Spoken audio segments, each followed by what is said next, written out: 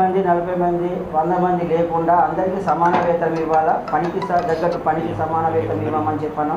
అది సుప్రీంకోర్టులో అది జీవో కూడా జారీ చేసిండ్రు కేంద్ర ప్రభుత్వం. కానీ మనకు ఇక్కడ రాష్ట్ర ప్రభుత్వం కేంద్ర ప్రభుత్వం అనుసంధానంగా మనకు సమాన పనికి సమాన వేతనం ఇస్తుంది. మనము పొద్దు నుంచి సాయంత్రం వరకు పనిచేస్తూ ఉన్నాము. అందులో భాగంగానే మనకు మన అకౌంట్నే డబ్బులు రావాలి. అదేవిధంగా మనకు గ్లౌజులు కానీ శానిటరీకి సంబంధించిన వస్తువులు కానీ కూడా ప్రభుత్వం సప్లై చేయాలని చెప్పని అందరికీ ఇవ్వాలని చెప్పడం జరిగింది. అందులో భాగంగా ఈరోజు మీ అందరికీ కూడా ఐడెంటిటీ కార్డు కూడా గతంలో మీరు అందరూ కూడా ఇవ్వడం జరిగింది. దాంట్లో భాగంగా ఐడెంటిటీ కార్డు కూడా పంపిణీ చేద్దామని చెప్పడం జరిగింది. మీరు అందరినీ రమ్మన్నాం. ఇప్పటికీ మనకు 20 మంది రావడం జరిగింది. ఇంకా చాలా మందికి 20 మంది రావాలా, రాలేని పరిస్థితి ఉన్నది. సరే, ఏది ఏమైనా కానీ మన ప్రోగ్రామ్ మాత్రం మనం సాధిస్తాం. ఇప్పుడు మాట్లాడతాం.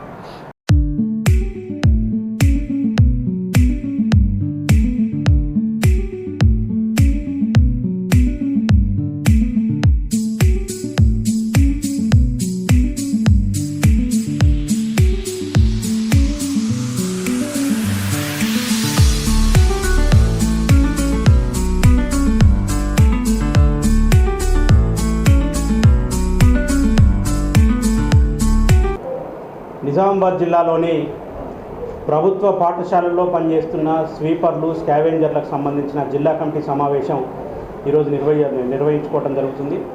ప్రధానంగా ఇవాళ ప్రభుత్వ పాఠశాలల్లో ఇది ఒక ప్రభుత్వ ఆధీనంలో పనిచేస్తున్నటువంటి ఆ పాఠశాలల్లో పనిచేస్తున్న స్వీపర్లు, స్కావెంజర్లు శ్రమదోపిడికి గురవుతూ ఉన్నారు.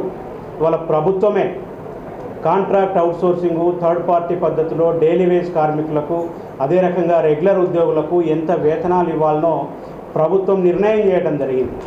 మరి అదే ప్రభుత్వ ఆధీనంలో ప్రభుత్వ పాఠశాలల్లో పనిచేస్తున్నటువంటి స్వీపర్లు, స్కావెంజర్లకు మాత్రం ప్రభుత్వం నిర్ణయించినటువంటి వేతనాలు అమలు కాకపోవడం ఇవాళ సిగ్గుచేటుగా ఏఐటీసీ భావిస్తూ ఉన్నారు.